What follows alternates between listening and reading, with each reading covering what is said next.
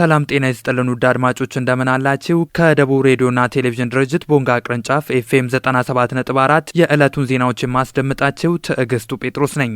በቦንጋ ከተማ አስተዳደር ጊዜያዊ የሰንበት ገበያ ማዕከል ተጀመረም። የሰንበት ገበያው የተለያዩ መሰረታዊ ዕቃዎች ላይ የሚታየውን የዋጋ ጭማሪ በማስተካከል ሸማቹን ተጠቃሚ ለማድረግ ታስቦ የተዘጋጀ መሆኑን የከተማው ከንቲባ አቶ አስማማው አደመ ተናግረዋል። የዋጋ ንረትን ለመቀነስ የሰንበት ገበያ አስተዋጽኦ ከፍተኛ መሆኑን የተናገሩት ከንቲባው ይህንን በዘላቂነት ለመተግበር እየተሰራ መሆኑን ገልጸዋል። በደቡብ ምዕራብ ኢትዮጵያ ሕዝቦች ክልላዊ መንግስት በማህበረሰብ ተኮር ምክክርና በሌሎች ስራዎች አማካኝነት የሰፈነው ሰላም ለሌሎችም ክልሎች አርአያ የሚሆን ነው ሲል የሰላም ሚኒስቴር አስታወቀም። ሚኒስቴር መስሪያ ቤቱ በማህበረሰብ ተኮር ምክክር ውጤታማነት ዙሪያ የአሰልጣኞች ስልጠና በሚዛን አማን ከተማ ሰጥቷል። በደቡብ ምዕራብ ኢትዮጵያ ሕዝቦች ክልላዊ መንግስት በሚዛን አማን ከተማ በተሰጠው ስልጠና ተገኝተው የመክፈቻ ንግግር ያደረጉት በሰላም ሚኒስቴር የስራ አመራር ዋና ስራ አስፈጻሚ አቶ መብራቱ ካሳም ችግሮችን በውይይት መፍታት የሚችል ማህበረሰብ ከመገንባት አኳያ ትኩረት ተሰጥቶት እየተሰራ ነው ብለዋል። ኢትዮጵያ ድሮን አምርታ ከመጠቀም ባሻገር ለውጭ ገበያ ማቅረብ የሚያስችል አቅም መገንባቷን ጠቅላይ ሚኒስትር ዶክተር አብይ አህመድ አስታወቁም። ጠቅላይ ሚኒስትሩ ለሲቪልና ወታደራዊ አገልግሎት የሚውሉ ሰው አልባ አውሮፕላኖችን ወይም ድሮኖችን የሚያመርተውን የስካይ ዊን ኢንዱስትሪን መርቀው ከፍተዋል። ኢንዱስትሪው ኢትዮጵያ በጸጥታና በደህንነት ዘርፍ በቴክኖሎጂ ራሷን ለመቻል የጀመረችው ጥረት አካል መሆኑን በዚሁ ጊዜ ተናግረዋል።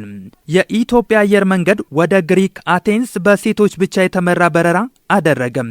በዚህ ልዩ በረራ ወደ አቴንስ የተጓዙት የኢትዮጵያ አየር መንገድ ማርኬቲንግ ምክትል ፕሬዝደንት ራሄል አሰፋም ከፍተኛ የአየር መንገዱ የአመራር አባላትና መላው የበረራ ባልደረቦች ደማቅ አቀባበል ተደርጎላቸዋል። አትሌት መሰረት ደፋር፣ አርቲስት ዓለም ፀሐይ ወዳጆና በዩኒቨርሲቲ መግቢያ ፈተና ከመላው ኢትዮጵያ ከፍተኛ ውጤት በማምጣት ተሸላሚ የነበረችው ተማሪ ሲፈን ተክሉ በበረራው ተሳታፊ ሆኗል። ለ3 ተከታታይ ቀናት ሲካሄድ የቆየው የብልጽግና ፓርቲ የ6 ወራት የስራ አፈጻጸም ግምገማ መድረክ ተጠናቀቀ። በ3 ቀናት ግምገማ መድረኩ የፓርቲ ስራዎች አፈጻጸም ውጤታማነትን በጥልቀት መገምገም ተችሏል። በመድረኩ የጠንካራ ፓርቲ፣ ጠንካራ መንግስት እንዲሁም ጠንካራ ሀገር የመገንባት ግቦችን መሰረት በማድረግ ባለፉት 6 ወራት ውጤታማ ስራዎች መሰራታቸው የተጠቆመ ሲሆን ቀጣይነቱን ማረጋገጥ እንደሚገባም መግባባት ላይ ተደርሷል። የ12ኛ ክፍል ተማሪዎች ዩኒቨርሲቲ መግቢያ ፈተናን ለማለፍ የሚያስችል ዝግጅት በማድረግ ላይ እንደሚገኙ የቢሻው ወልደ ዮሐንስ ሁለተኛ ደረጃ ትምህርት ቤት አስታወቀም። ከትምህርት ጊዜያቸው በተጨማሪ የሰዓት ድልድል በማድረግ ትምህርት እየተሰጣቸው እንደሚገኝም ተገልጿል። ዓለም አቀፍ የሴቶች ቀን በደቡብ ምዕራብ ኢትዮጵያ ሕዝቦች ክልላዊ መንግስት ኮንታ ዞን አመያ ከተማ በተለያዩ ዝግጅቶች ተከበረ።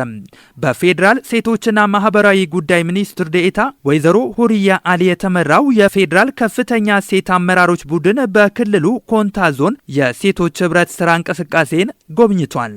ውስን የሆነውን የመንግስትና የህዝብ በጀት የፋይናንስ ግልጸኝነትና ተጠያቂነትን መርህ በማድረግ ለታለመለት ዓላማ መዋል ይገባል በማለት የደቡብ ምዕራብ ኢትዮጵያ ሕዝቦች ክልላዊ መንግስት ፋይናንስና ኢኮኖሚ ልማት ቢሮ አሳሰበም።